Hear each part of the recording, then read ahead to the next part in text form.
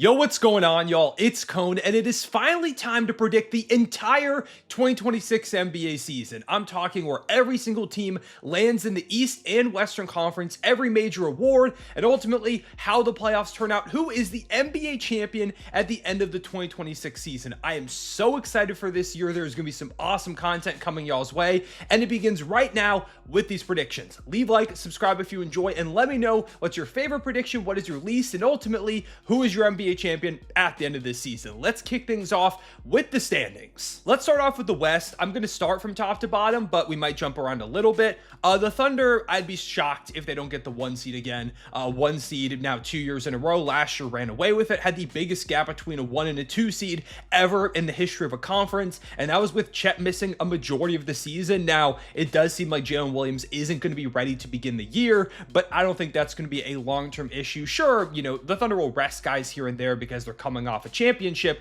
but this team is just so deep, led by one of the best in the world in Shai Gilgeous-Alexander, who's going to be right there in MVP contention again. So many guys can take a jump. It's well coached, and when you have an elite defense, and with the Thunder, one of the best defenses ever, you've just got such a high floor in any given night. So yeah, this team is again going to win 63 to 68 games if I had to guess, but I think there's even a world where the Thunder push for 70 if guys are really healthy and jumps are made. My favorite team, so you know, don't want to talk about them too much. We'll talk about them later when we get to the playoffs. The 2 seed, I think it is going to be Denver. I think they'll also get right around 60-ish wins, maybe more so like mid-50s. I do worry about the defense still a little bit, but I think they are improved. They were a 50-win team last year, despite dealing with some ups and downs and not being as deep as they are now. Jokic is towards the peak of his powers. I think we could see a big year from Jamal Murray. Aaron Gordon is rapidly getting better. I really like Cam Johnson over here. It's going to be a really good team, one that also allows for Jokic and some of those top-tier guys to maybe rest a bit more, take a bit more of a back seat. They'll get the 2 seed, and I think those are my top 2 spots pretty firmly, but it gets interesting when we get to 3, because Houston is where I've had it for a while, and I think ultimately I'm going to stick with them at 3, but after losing Fred VanVleet and not really grabbing many guards this offseason, they're relying a lot on like Amon to improve his ball handling and Reed Shepherd to step up. I do think they're going to get there, but I think there's a world where they're not a top 3 seed, and that was nowhere near my opinion coming into this offseason, but it's kind of the way I've started to feel. I do still think they're really good, but I think there might be some growing pains. Now, I'm expecting Amon to be awesome, and Şengün has looked amazing over the course of Eurobasket and then the preseason. Like, he looks like a dominant force, and adding KD will open up the offense a lot, but I think the lack of guard play could be an issue for this team, and there still might be some clunkiness in the half-court setting when it comes to the offense. But I mean, again, when you have an elite defense, your floor is extremely high, so I think they're going to grab the 3 seed, and they will be a ridiculous team, don't get me wrong there. 4 seed, I have the Los Angeles Clippers here. I thought about moving them up to 3, but I just can't trust the health of Kawhi. James Harden is, as long as you have him, you're always going to get a bunch of regular season wins, not to mention Kawhi is coming into this season healthy. Zubats was amazing last year. I like pretty much all their offseason moves. They are old, and again, you never can trust fully the health of the Los Angeles Clippers,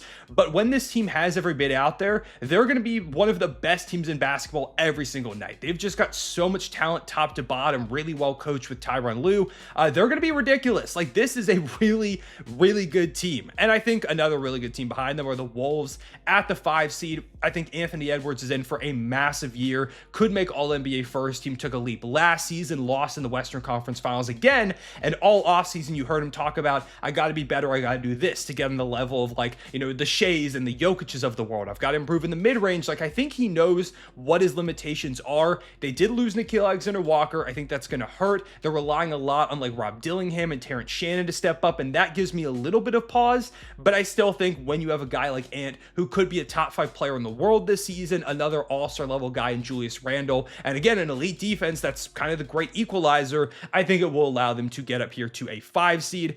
But behind them, I've got the Golden State Warriors. I've gone so back and forth on Golden State because their starting lineup is ridiculously old. They have 4 guys 35 or older in the starting 5. I don't love all their depth. I have to assume guys are going to need rest or go down at some point or another. Jimmy Butler has just been so inconsistent in the last few regular seasons. I don't think this team is anywhere a lock to jump over the play-in, but I am going to buy in enough now because I do think they're ridiculously talented. Steph is an all-time talent who looked unbelievable down the stretch last year, and the team as a whole, once they got Jimmy Butler, they just completely flipped the switch and looked like one of the best teams in basketball. Sure, they did end up losing in the second round to the Wolves, but if Steph doesn't go down, maybe that's a different story, or at least maybe it's a more competitive series. So yeah, I do think Golden State is going to be really good, but I don't think they're going to be up towards like the top 5 of the conference. Then this brings me to the first 2 play-in teams. This is where I have the Lakers at the 7 spot. I've got the San Antonio Spurs at number 8. Let's talk about LA first.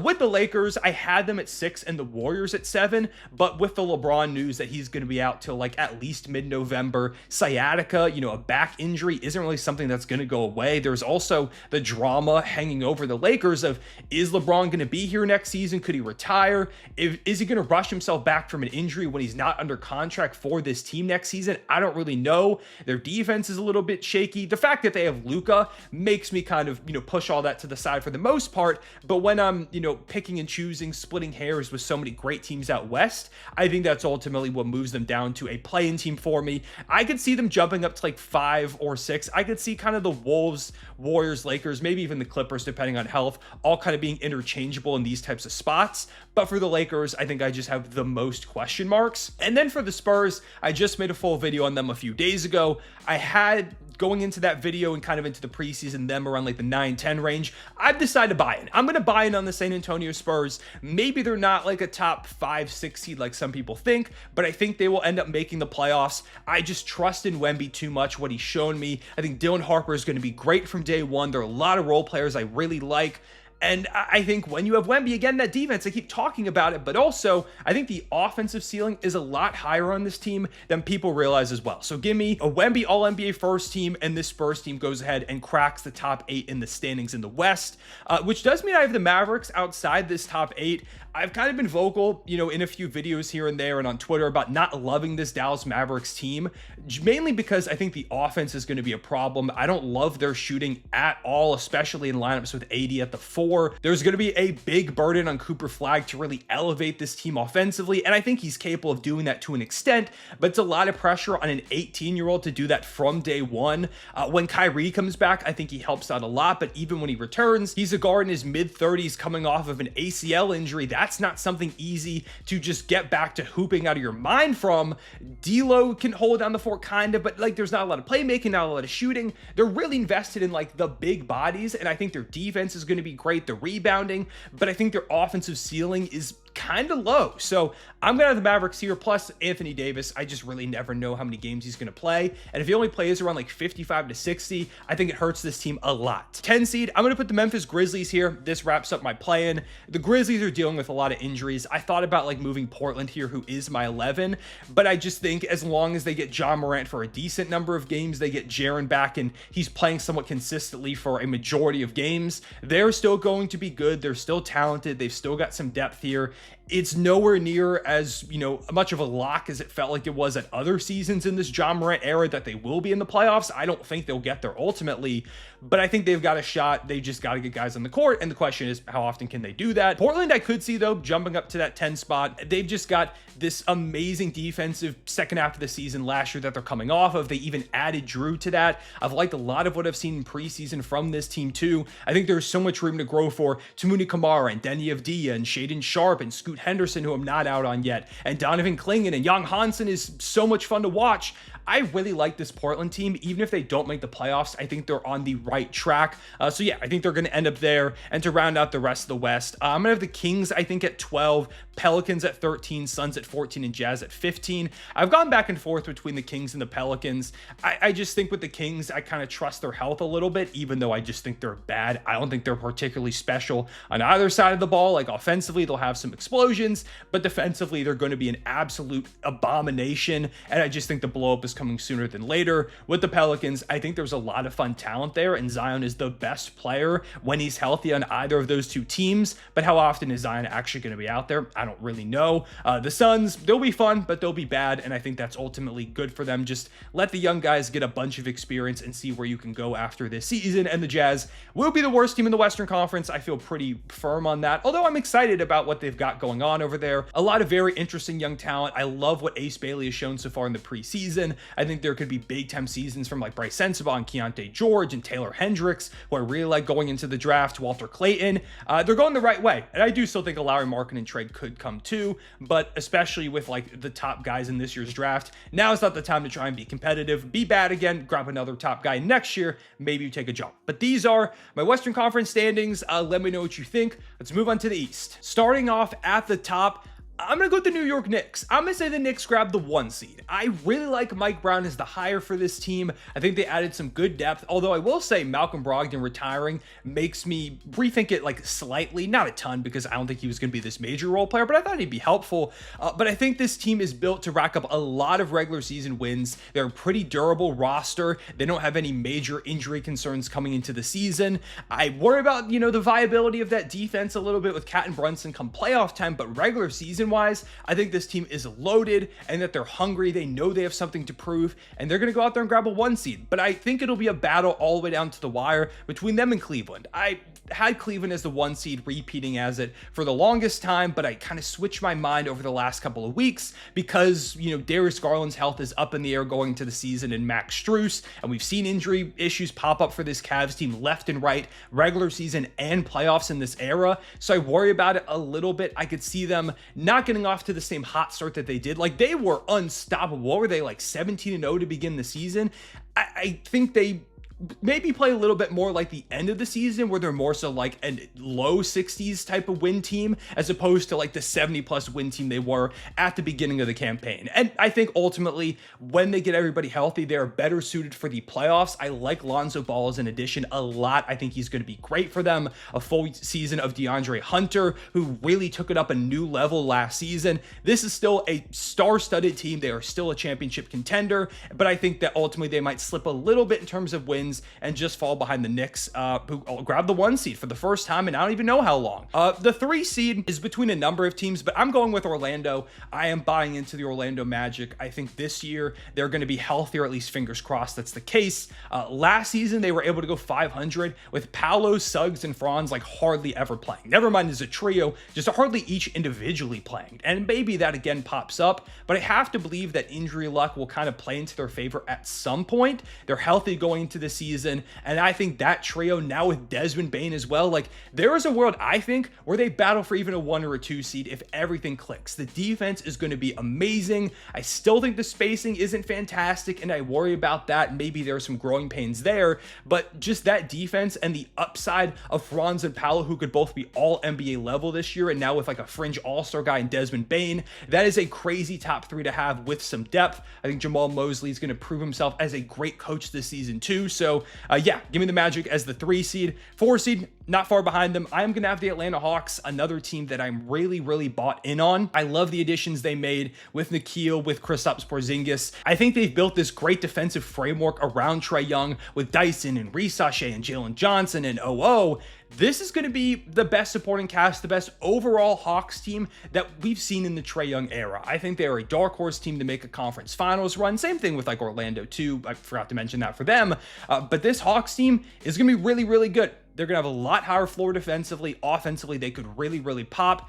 They're going to be great over there in the A. Let's talk about the 5 seed. I think the Pistons move up to this spot. They jump up 1 spot this season. I just think there's a lot of room for improvement with such a young team, with Cade and Asar, and Jaden Ivey's back now, and I think having him as a 2 option will do a lot. Jalen Duren, of course, as well. I do worry a little bit about losing Malik Beasley. I mean, they could still bring him back. Like, he's unsigned at the moment, and it seems like he's good to go to play in the NBA this year after the investigation. So if they can bring him back, that helps out a lot. And Duncan Robinson is a great volume shooter. I think Karis LeVert could also pick up a little bit of the bench scoring that they lose without Dennis Schroeder. But Schroeder was great for them. Malik Beasley was unbelievable. They also lost the shooting of Tim Hardaway Jr. So I do think there's a world where they take a bit of a step back, but I'm going to buy in on the potential of so many great young guys on this roster and say they grab a 5 seed. For the 6 seed, I'm going to go with the Sixers. Maybe this is insane for them to get back to this point, but I just can't give up on them yet. I think Paul George doesn't suck. I think he's going to bounce back. I love what Jared McCain did last season. And listen, he's not healthy going into the year, but I think at some point he will be, and he'll be amazing. Maxey is really good. Embiid, if they could just get him for like 60 games, which I know is a big ask at this point, but if they can just get him playing at like a fringe All-NBA level for that many games, I think it's enough in a pretty weak Eastern Conference when you start to get down towards the bottom of it to get them to this 6th spot. So I'm going to stake my flag in the Sixers, and I'm going to say if they could somehow, like I could guarantee they were fully healthy, they could make it to a conference finals. I think there's real legitimate great talent on this roster. I really like VJ Edgecombe too. So yeah, I'm going to say the Sixers at the very least make the playoffs. They could for sure more be like a 7 or an 8 if they deal with injuries like they probably will. I'm probably crazy for putting them this high, but whatever. I'm gonna state my claim. 7 is where I have the Milwaukee Bucks. They're polarizing. I see some people kind of buying in on them, but I'm not really in. I think that there's a world where they're bad for like the first half of the season and Giannis makes it pretty known that he wants out. I know a lot of Bucks fans don't want to hear that Giannis might leave. They're saying that he's staying. It's the media creating this narrative. I don't think so. I think Giannis is just flat out said, like, objectively, hey, I'll stay here in Milwaukee, but we have to be competitive. I don't know if they're going to be competitive. So I'm going to say that, that's a possibility. That's hanging over the franchise's head. I don't love the guard rotation. I don't love the depth. I don't love the big spot. Like, outside of Giannis, there's not a lot that I like about this roster. Like, there's not a lot of terrible players, but there's also not a lot of very good players on this team. And when you take a look at the depth, the star power of some of the teams above them, I just think they're a step below. The only reason I have them here is because I believe in Giannis that much. I think he could win MVP if he had a good supporting cast, but ultimately, the team's just not going to be good enough for him to get to that point. But it's very possible he wins the scoring title. In fact, I didn't put that in my predictions, but I'm going to say that Giannis wins the scoring title. For the 8 seed, I'm going to go with the Celtics, and it was between them and the Pacers at 8 and 9. They both lost key pieces, whether it's due to injury with Tatum and Halliburton or just, guys leaving, whether it's Drew or Porzingis for the Celtics. For the Pacers, of course, Miles Turner walking to the Bucks. But I lean the Celtics slightly just because it sounds like Tatum might come back this season, whereas for Halliburton, he's not going to. Like, there's no indication at all that he's even considering it. Both teams are still really talented, have some pretty solid pieces. I still have star power, very well coached. I just slightly lean Boston because of the potential of a Jason Tatum return. And imagine how crazy it would be if he returns and the Celtics face off against the Knicks round 1, a rematch of last year's second round. That would be incredibly fun. But yeah, this Pacers team, without Halliburton, still going to be super exciting to watch. And then who goes ahead and rounds out the play-in? I've gone back and forth between a few teams. I think I'm going to put the Toronto Raptors here. Give me Toronto to be in this spot. I have no idea if it's going to work. Scotty Barnes, I've been underwhelmed by him a lot in the preseason, and that worries me. But I think there is talent here. I think they're young. They're hungry. They kind of know that now is the time to take a step forward.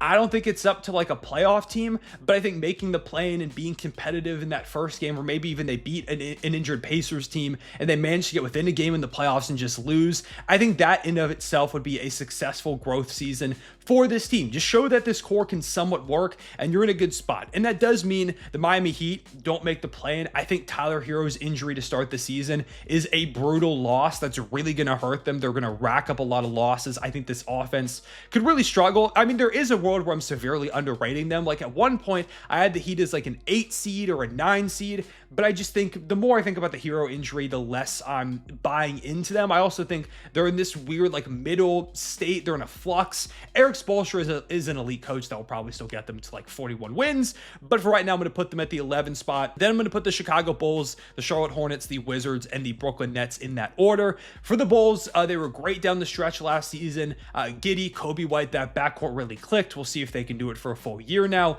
But mainly, I'm really high on Matas Buzelis. I think he could be maybe the most improved sophomore in the NBA this season. I like his game that much. I think there is a world where he, Kobe White, Giddey, like that whole young core kind of pops, and they instead are up here at the 10 spot instead of like a Toronto, or maybe even up to 9. But I think there just still is growing pains here.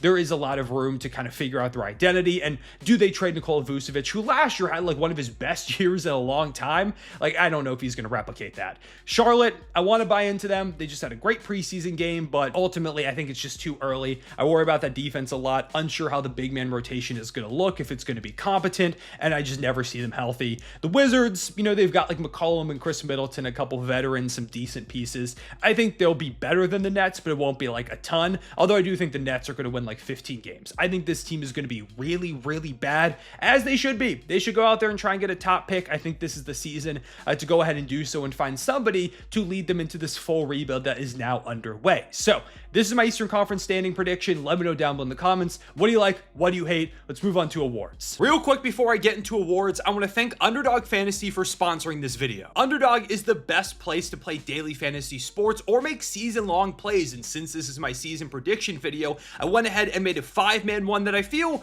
really good about. Cam Thomas, higher than 22.5 points per game. I mean, there's like no one to score over there in Brooklyn. It's a contract year, and he cleared this number last year. Luka, higher than 7.5 assists per game. He's been way above that pretty much every season that he's been healthy, and with no LeBron to start the year, I think the ball's in his hands a ton. Jokic, higher than 11.5 rebounds per game. He's been boarding way past that over the last few seasons, and I think losing Michael Porter Jr. makes even more rebounds accessible to the Joker. I've got Shai higher than 5.5 assists per game. He cleared this number last year, and if you've been taking a look at him in the preseason, he's making it a known effort to get his teammates the ball. He's really grown as a playmaker every season, so I think that number could even get close to 7. And finally, Wemby higher than 24.5 points per game. I feel really good about that one because, like I said in this video, I think the Spurs are going to be pretty good, Wemby included. If you like that play or want to make one of your own, you can use code ThreeCone when you sign up. Link to sign up is in the description,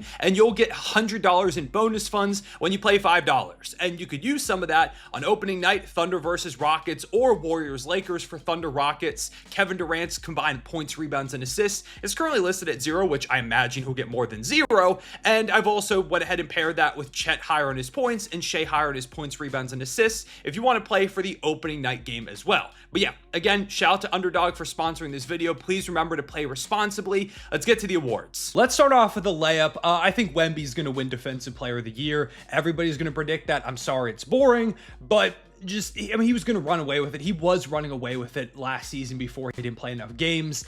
This year, the Spurs are better around him defensively. They're going to be a playoff team, if you ask me. I think he's going to win it. That's just as simple as it is. He's going to win a bunch of them in his career. Other guys that I think could compete for the award, like I think Chet, OKC, gonna again be one of the best defenses ever. Chet is the anchor of that. If he's healthier this season, could definitely get some love and some recognition. I think Evan Mobley could be in the conversation. Amen Thompson. There are a lot of guys who could compete, but ultimately, I just do think the next time that Wemby plays 65 games, it's going to be his award, and I think ultimately he'll play that this year. So give me Victor Wembanyama for Depoy, and one more layup. Give me Cooper Flagg for Rookie of the Year. Again, I know it's boring. I'm sorry. I'd love to pick like Dylan Harper, VJ Edgecombe, but Cooper Flagg's just so good, and because of the Luka trade and the expectations on the Mavericks, there are a lot of eyes on him. I think he's going to provide a lot defensively. They're going to ask him to put on a lot of hats. He's going to be a point guard. He's going to be a point forward. He's going to be, an off-ball, on-ball scorer. He's going to do literally everything for the Mavericks. I think he's going to do it at a high level. So yeah, give me Cooper Flagg for Rookie of the Year as well. Guys that I mentioned, I think Trey Johnson could compete for it as well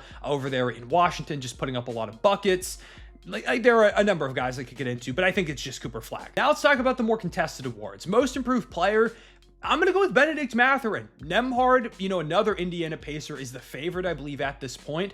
But every time I look at his numbers, like I had him as my pick, but then I'm like, okay, well, how much do his stats rise when Halliburton doesn't play? It's not that much. Like, he definitely gets the ball in his hands. He's going to play make more. I think Nembhard's going to have a great season, but I think Mathurin is the one who's going to gain the most opportunity from the lack of Halliburton scoring and the lack of a Miles Turner now who put up a good number of points per game.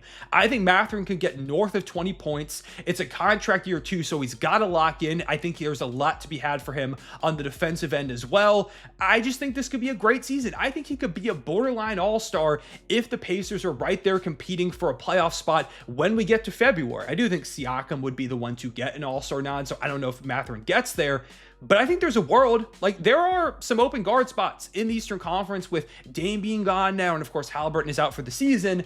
I think he could be in those conversations. So yeah, give me Mathurin to go ahead and really prove himself and earn a big time payday next summer with a most improved player. I do think, again, Nembhard will be in that conversation. I would expect like an Amin Thompson. I know he's one of the favorites. Denny Avdija is somebody else. Jalen Johnson I thought about for this spot too really heavily. There's so many guys I could talk about across the league for MIP, but I do think the Pacers are so well set up for somebody to take that leap, and I'm going to go with Mathurin. For Sixth Man of the Year, I'm going to go with Gilgeous-Alexander Walker. I think he gets really good opportunity off the bench in Atlanta. He's going to be handling the ball. He's going to be an off-ball scorer, an on-ball scorer. He's going to be defending. He's going to be a really key piece for this team that, again, I do think is going to land a top 4 seed in the Eastern Conference. I love what he brings to the table as a bit of a Swiss Army knife. He's not going to put up like 16, 17 points like, Sixth Man of the Year in the past have, but I think his overall impact is going to be too much for the voters to ignore. So yeah, give me Nikhil to grab it in a new location. Again, a lot of guys could win this award, but there's also a lot of players that I don't know who's going to be starting and coming off the bench. Like I thought about Peyton Pritchard, but I feel like there could be some games where he's starting over there in Boston, for example. Like DeAndre Hunter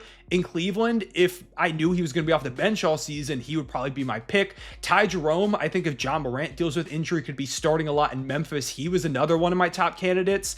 So I think Nikhil is a good fit of, I feel pretty sure he's going to come off the bench all season, but also he's going to play a lot of minutes, have a lot of responsibility, and he's going to make some big plays that help the Hawks win a bunch of games. For Coach of the Year, I'm going to go Jamal Mosley of the Orlando Magic. Like I said, I think they take that step forward. They grab a 3 seed. I think he's done an unbelievable job at elevating this team all throughout his career with the Magic. While they've dealt with injuries, this year they take the jump, they grab home court advantage, and I think ultimately he gets awarded for that. I could see Quinn Snyder for the Hawks. I could see Mike Brown for the Knicks. That's another guy who I think could get in that conversation. If the Clippers do end up jumping into that top 3, like I said, they potentially could. I could see Tyronn Lue, maybe like a Mitch Johnson if San Antonio takes the big leap. A lot of ways you could go with this, but ultimately I'm going to settle on Jamal Mosley. For Clutch Player of the Year, I'm going to go with Luka Doncic. I think he's in a good spot where the Lakers are going to be in a lot of close games, especially early on with LeBron out. Even when he comes back, there's going to be a lot of these high scoring affairs, a lot of back and forth, like 130 to 138 type of wins for the Lakers where Luka takes over late. LeBron's going to defer to him a bit more. We know what Luka is capable of in clutch moments. I think he's got that good mix of he can get the job done and his team's going to be in a lot of clutch games, which you need to win Clutch Player of the Year. So yeah, give me Luka, and then you could talk about all the guys like Jokic and Shai and Giannis and Kevin Durant. Like there's just a million guys. Jalen Brunson could repeat. Donovan Mitchell. We could talk about everybody really. It's hard to really predict Clutch Player of the Year, but give me Luka. And finally for MVP, give me Shai Gilgeous-Alexander. I think he's going to go back to back. Am I a biased Thunder fan? Maybe a little bit, but I also think he's in such a good spot to repeat. Like you think about the fact that the Thunder will probably again win mid 60s games, maybe even close to 70 if the team is like marginally healthier. The defense is going to be all time. He's going to put up over 30 a game. He's gotten better pretty much every season of his career in big ways. I think this will be his most efficient season. Like it just feels like such an obvious formula for him to go ahead and repeat. Now, of course, Jokic is going to put up big numbers. I think the Nuggets are going to be better record-wise, so he's also a heavy contender. Like to me, it's kind of a coin flip between those two. I do think that there's going to be arguments for maybe a Luka or an Anthony Edwards or a Giannis or a Wemby, but I don't know if I can picture any of those guys having the right combination of team success and individual numbers to match up with the Thunder and Shai and the Nuggets and Jokic. Like those are going to be two of the best 3 teams record-wise in the NBA, and both guys are going to put up historic seasons like they did last year. I just think that's hard production a match for any of the other candidates right now. So I think it's Shai or Jokic again, like it's been 1 and 2 the past 2 seasons and going into now this third, but give me Shai to go back to back. And finally, let's crown an NBA champion. I'm just going to run through a very rough idea of how I think the playoffs would go. I did not think about this for more than 5 minutes, so don't read into it too much. What really matters is the conference finals matchups, and I'll talk about those more in depth. West first round, I have the Thunder over the Spurs in 5, Nuggets over the Lakers in 5, Rockets over the Warriors in 7, and Clippers over Wolves in 6, and then the Thunder over the Clippers in 6, and the Nuggets over the Rockets in 6, setting up a Thunder Nuggets conference finals. Out east, I've got the Knicks over the Celtics in 5, Cavs over the Bucks in 5, Magic over the Sixers in 7, and Hawks over the Pistons in 7. In the second round, I've got the Knicks over the Hawks in 6, and the Cavs over the Magic in 6, setting up a Cavs-Knicks Eastern Conference Finals. Let's start out west, Thunder versus Nuggets, a second round matchup that went 7 last year with the Thunder getting the job done in a big way in that Game 7, but the Nuggets were right there. They were more competitive than a lot of people gave them credit for going into that series, and ultimately, I think it goes the same way. I think the Thunder win in 7 games. I've got the Thunder repeating as Western Conference champions. The Nuggets definitely got better, but I think this Thunder team, in addition to, they're going to see a lot of internal growth, is going to be healthier. Chet will no longer be playing after a broken hip for a majority of the season. J-Dub will hopefully no longer have a torn wrist ligament that really limited him offensively at times. And they've just kind of grown up. They've got championship pedigree now. I think last year's Nugget series was really the big growing up moment for them. I mean, they don't throw away game 1 at the end there with a few missed free throws and giving up the Aaron Gordon 3, and the Thunder win that series in 5. Not saying that the Nuggets didn't earn that, because they did, but I think that was a sign of the Thunder's youth, something that I do believe now they're going to kind of have pushed to the side over the course of this repeat bid. So yeah, give me the Thunder to knock off the Nuggets. I also do think while the Nuggets got better, that defense is still a bit of a question mark. They defended the Thunder well last year, but I expect this Thunder offense to be a lot more of a well-oiled machine again, with Jada being healthier, Chet being back, a little bit more in rhythm, and that will give the Nuggets some real issues. I do think, again, it'll go 7 games. It'll be an unbelievable back and forth conference finals between the two best in the world in Shai and Jokic, but give me the Thunder in 7, and Shai Gilgeous-Alexander wins Western Conference Finals MVP. And out in the Eastern Conference, I think this Cavs-Knicks series would be amazing. There is so much star power. These two teams, of course, played a couple of years ago, but they look vastly different now, both vastly improved and real legitimate championship contenders. And ultimately, I'm going to have Cleveland win in 7 games. I know it's unrealistic that both conference finals go 7 games, but let a man dream. I'm going to have Cleveland winning Game 7 in Madison Square Garden to advance to the NBA Finals for the first time since LeBron left.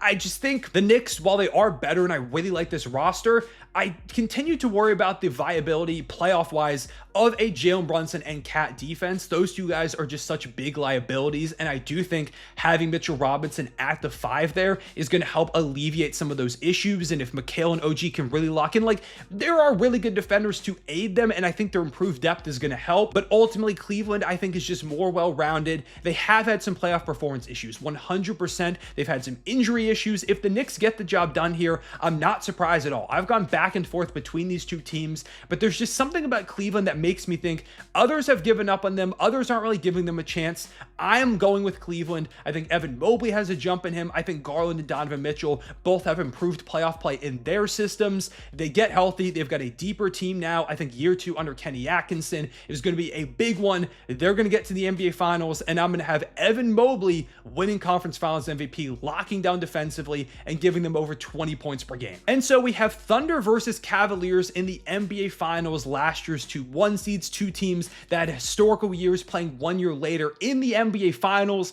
I think this would be a great matchup, but ultimately, I'm going to go with my Oklahoma City Thunder. I think they're going to go back-to-back. They were my prediction last year. I told people all season they were going to win it all. I think they go ahead and do it again. They break the streak of no repeats. If you didn't know, no team has repeated since 2018. That was the Warriors going back-to-back with Kevin Durant. But I think if there's any team that can get the job done, it is this squad. Second youngest champion ever last season. They were historically dominant. Every single player is coming back to this roster. They were not even very healthy last season, and they were still able to run up the wins like that and go on that run.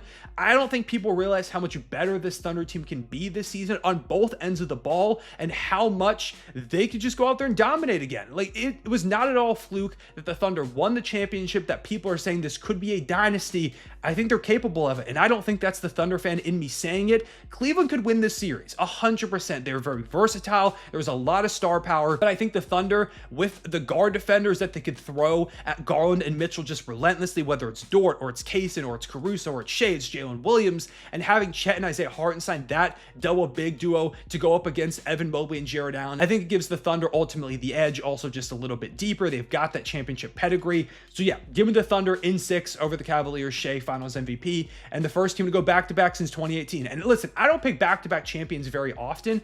Very rarely I do, but, sure, it is my own team, but I just think this team is set up to go ahead and do so. There's a reason they're the big favorites. They're going to get the job done again. And those are my NBA predictions. I appreciate y'all tuning in. This is a long video. It took me like an hour to record this and some change.